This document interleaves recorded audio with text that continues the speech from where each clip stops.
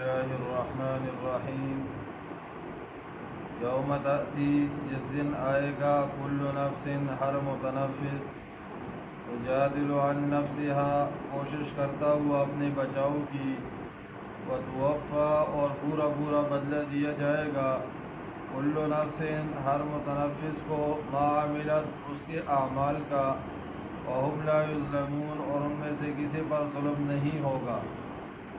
وضرب اللہ، اور دیتا ہے اللہ، مثلا مثال، قریتن، ایک بستی کی، کانت آمنتن، جو تھی امن، مطمئنتن، اور اطمینان والی، یأتیہا رزقہا، پہنچتا تھا ان کو ان کا رزق، رغدن، وافر، من کل مکان، ہر جگہ سے، فکفرت، پھر ناشکری کی، بانعم اللہ، ان لوگوں نے اللہ کی نعمتوں کی، وَأَذَاقَهَا اللَّهُ، تو چکایا ان کو اللہ نے، لباس الجوع، مذہب بھوک کا، والخوف، اور خوف کا، بما كانوا يصنعون، بسبب ان کرتوتوں کے جو وہ کرتے تھے، وَلَقَدْ جَاءَهُمْ، اور یقیناً آیا ان کے پاس، رسول منہم، ایک رسول انہی میں سے، فَكَذَّبُوهُ، لیکن جھٹلایا انہوں نے اس کو، فَأَخَذَهُمُ الْعَذَابُ، پس پکڑا ان کو عذاب نے، وہم ظالمون، اس بنا پر کہ وہ ظالم تھے، فَكُلُوا، لہذا اے لوگو کھاؤ، مما رزقکم اللہ، حلالا طیبا، اس میں سے جو رزق دیا ہے تم کو اللہ نے حلال اور پاکیزہ، واشکروا، اور شکر ادا کرو، نعمت اللہ، اللہ کی نعمتوں کا، ان کنتم ایاہ تعبدون، اگر تم واقعی اسی کی عبادت کرتے ہو۔ آج کے درس کے اندر یہ بات بتائی جائے گی کہ کل قیامت کے دن ہر بندہ اپنے بچاؤ کی کوشش کرے گا، کوئی کسی کی طرف سے بچاؤ کی کوشش نہیں کر سکتا، نفس نفسی کا عالم ہوگا۔ یوم تأتی کل نفس تجادل عن نفسها، جس دن آئے گا ہر متنفس کوشش کرتا ہوا اپنے بچاؤ کی، کیونکہ وہ انتہائی دہشت کا وقت ہوگا۔ حدیث میں آتا ہے جہنم کو لایا جائے گا، 70,000 زنجیروں کے ساتھ جہنم کو جکڑا ہوا ہوگا، اور ہر زنجیر کے ساتھ جو ہے 70,000 فرشتے اس کو کھینچ رہے ہوں گے، ہر زنجیر کو 70,000 فرشتے کھینچ رہے ہوں گے، تو دور سے اس کی دہشت جو ہے وہ معلوم ہوگی۔ وَتُوَفَّى كُلُّ نَفْسٍ مَّا عَمِلَتْ، اور پورا پورا بدلہ دیا جائے گا ہر متنفس کو اس کے اعمال کا، وَهُمْ لَا يُظْلَمُونَ، اس میں سے کسی پر ظلم نہیں ہوگا۔ ڈائریکٹ خدا کے سامنے حاضری ہوگی، لَيْسَ بَيْنَهُ وَبَيْنَ اللَّهِ ترجمان، اس کے اور اللہ کے درمیان ترجمانی کرنے والا کوئی نہیں ہوگا، وہاں کوئی کام نہیں آئے گا، نہ کوئی وکیل کام آئے گا، نہ کوئی بیرسٹر کام آئے گا، نہ وہاں والدین کام آئیں گے، ہر بندہ اپنے اعمال کا خود وہاں حساب دے گا۔ وَضَرَبَ اللَّهُ مَثَلًا قَرْيَةً، یہاں سے اللہ نے ایک بستی کا ذکر فرمایا، مفسرین فرماتے ہیں اس سے مراد مکہ ہے، شاہ ولی اللہ رحمہ اللہ فرماتے اس سے ہر بستی مراد ہو سکتی ہے، جن کے کرتوت یہ ہوں گے کہ اللہ کی نعمتوں کی ناقدری کریں گے، بس اللہ ان کے امن کو بھی برباد کرے گا، اور اسی طرح اللہ ان کے جو وافر مقدار کے اندر ان کو روزی دے رہا ہے اس کو بھی اللہ جو ہے وہ ختم فرمائیں گے۔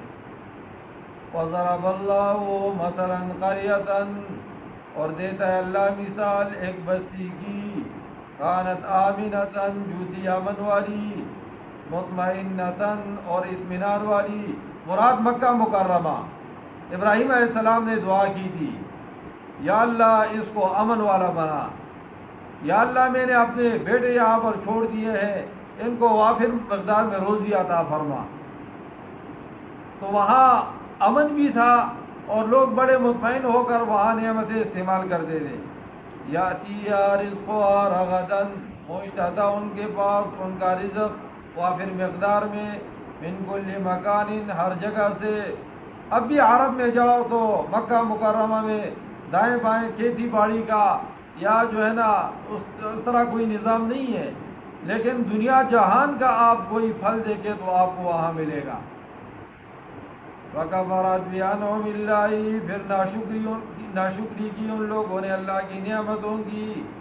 وَأَذَاقَهَا اللَّهُ، تو چکھایا ان کو اللہ نے لباس الجوع، مذبوح کا، والخوف، اور خوف کا، بما كانوا يصنعون، بسبب ان کرتوتوں کے جو وہ کرتے تھے۔ اس لیے حضور نے دعا فرمائی، یا اللہ ان مکہ والوں کو ایسے قحط میں مبتلا کر جیسے یوسف علیہ السلام کے زمانے میں قحط آیا تھا، اور پھر لوگوں نے دیکھا کہ قحط میں مبتلا ہو گئے اور انتہائی جو ہے بھوک سے نڈال ہو گئے، اور دوسری طرف سے اللہ نے ان کا امن بھی برباد کر دیا۔ امام الانبیاء علیہ السلام کو پریشان کیا، آپ وہاں سے ہجرت کے مدینہ منورہ چلے گئے، اور اس جگہ کو اللہ نے دارالاسلام بنایا، وہاں اللہ نے جو ہے نا دین کا فضا قائم کیا۔ لیکن مکہ والے پریشان رہتے تھے کہ اس نے تو پیغمبر کا دعویٰ کیا ہے، یہ ہمارے اوپر ایک نہ ایک دن چڑھائی کرے گا، ہم مغلوب ہوں گے، یہ غالب آئے گا۔ ان کا سکون برباد ہو گیا تھا، رات کو سو نہیں سکتے تھے۔ وَلَقَدْ جَاءَهُمْ رَسُولٌ مِّنْهُمْ، اور یقیناً آیا ان کے پاس ایک عظیم الشان رسول انہی میں سے، فَكَذَّبُوهُ، لیکن جھٹلایا انہوں نے اس کو، فَأَخَذَهُمُ الْعَذَابُ، بس آ پکڑا ان کو عذاب نے، وَهُمْ ظَالِمُونَ، اس بنا پر کہ وہ ظالم تھے۔ امام الانبیاء علیہ السلام کو جھٹلایا تو نتیجہ کیا ہوا کہ اللہ نے ان کو عذاب میں مبتلا کیا۔ فَكُلُوا مِمَّا رَزَقَكُمُ اللَّهُ، بس اے لوگو تم اس میں سے جو رزق دیا ہے تم کو اللہ نے، حلالًا طیباً، حلال اور پاکیزہ، اس کو کھاؤ۔ خدا کی نعمتیں بے شمار ہے، ایک آدمی اگر حرام ذرائع سے اللہ کی نعمتوں کا استعمال کرتا ہے، دنیا اور آخرت اپنی برباد کرتا ہے، تو حلال طریقے سے اللہ کا رزق جو ہے وہ کھاؤ، حلال بھی ہو اور پاکیزہ بھی ہو۔ بعض دفعہ یہ حرام ہوتا ہے لیکن یہ حرمت اندر کی ہوتی ہے کہ اندر سے وہ چیز نجس ہے، جیسے خنزیر اندر سے نجس ہے، اس کا کھانا جو ہے وہ جائز نہیں ہے، حرام ہے۔ اور بعض دفعہ ایک چیز بظاہر تو پاک ہوتی ہے لیکن عمل ایک شخص ایسا کرتا ہے کہ اس کو حرام بنا دیتا ہے۔ مثال کے طور پر ایک شخص چوری کا بکرا لے آئے اور کہے مولوی صاحب اس پر اونچی آواز سے تکبیر پڑھو اور اس کو ذبح کرو، تو آپ اس کے اوپر 100 دفعہ اللہ اکبر پڑھو، وہ حرامی ہے کیونکہ وہ چوری کا ہے۔ کیا ہے؟ چوری۔ یہ جب مرغیاں ذبح کرتے ہیں نا، عام آدمی جاتا ہے تو تکبیر کا پتہ ہی نہیں چلتا، جب پتہ چلتا ہے مولوی صاحب آئے نا تو اونچی آواز سے تکبیر پڑھے گا، اونچی آواز سے تکبیر۔ وَاشْكُرُونِ، اس لیے حضرت سلیمان علیہ السلام کی والدہ نے ان کو 3 نصیحتیں کی ہے۔ پہلی نصیحت کیا کہ بیٹا زیادہ مت سویا کرو، حشر کے میدان میں خالی ہاتھ آؤ، کچھ نہیں ہوگا۔ دوسری نصیحت یہ کہ بیٹا مکانات جلدی تبدیل مت کرو، اموات زیادہ واقع ہوگی۔ اچھا بھلا ایک جگہ میں رہتا ہے لیکن شوق ہو گیا، آج یہاں کل مانزیرا، پرسوں دوسری جگہ، تو بس اموات جلدی۔ اور تیسرے نمبر پہ فرمایا بیٹا بازار کی چیزیں مت کھاؤ، اس سے اندر کا نور ختم ہو جاتا ہے، اندر کا، کیونکہ نماز بھی نہیں پڑھتے، وضو بھی نہیں ہوتا، عقیدے کا بھی پتہ نہیں ہوتا، اور ساتھ ساتھ ماشاءاللہ گالیاں بھی چلتی رہتی ہے، تو تھوڑی بہت برکت ہوتی ہے تو اس کی وجہ سے بھی ختم ہو جاتی ہے۔ تو کہا جو یہ کھانا کھائے گا تو اندر کا نور بھی کیا ہوگا۔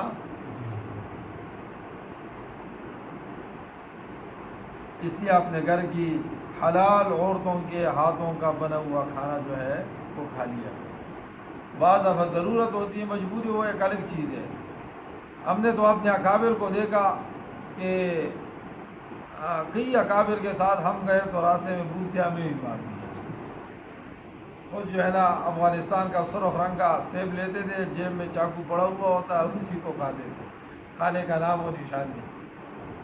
لیکن آخر کھانے کا اپنا ایک ذوق ہے، آپ جتنے بھی فروٹ استعمال کرو لیکن جب تک کھانا نہیں کھاؤ گے تو نہیں مٹے گی۔ فَكُلُوا، بس کھاؤ، مِمَّا رَزَقَكُمُ اللَّهُ، اس رزق میں سے جو تم کو اللہ نے دیا ہے، حلالًا، حلال، طیباً، پاکیزہ، وَاشْكُرُوا نعمت اللہ، اور شکر کرو اللہ کی نعمتوں کا، ان کنتم ایاہ تعبدون، اگر تم واقعی اس کی عبادت کرتے ہو۔ صرف پڑھنے کے لیے نہیں ہے نا، ہم دیکھیں کہ دسترخوان پر کتنی نعمتیں ہوتی ہیں۔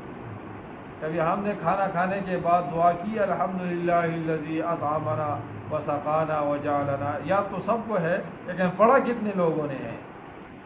بسم اللہ اولہ و آخرہ، بسم اللہ وعلی برکت اللہ، بسم اللہ۔ پیچھے ہمارے ہاں یہ بات چلی کہ بھئی بسم اللہ وعلی نہیں ہے، بسم اللہ برکت اللہ ہے۔ بسم اللہ کیا ہے؟ برکت۔ ایک مولوی صاحب نے مجھے مسجد کیا تو میں نے اس پہ کتاب کا حوالہ اس کو دیا، میں نے کہا دونوں ثابت ہے، بسم اللہ برکت اللہ بھی ہے، بسم اللہ وعلی برکت۔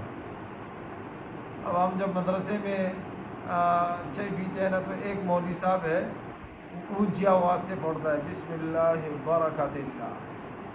میں نے ایک دن سوچا، میں نے کہا یہ پوچھے گا کہ کوئی مولوی مجھ سے پوچھے گا کہ بھئی یہ تو وعلیٰ برکت اللہ ہے، تو میں کہوں گا وعلیٰ ثابت نہیں ہے، تو میں نے کہا پھر میں اس کو بتاؤں گا کہ دونوں ثابت کیا ہے۔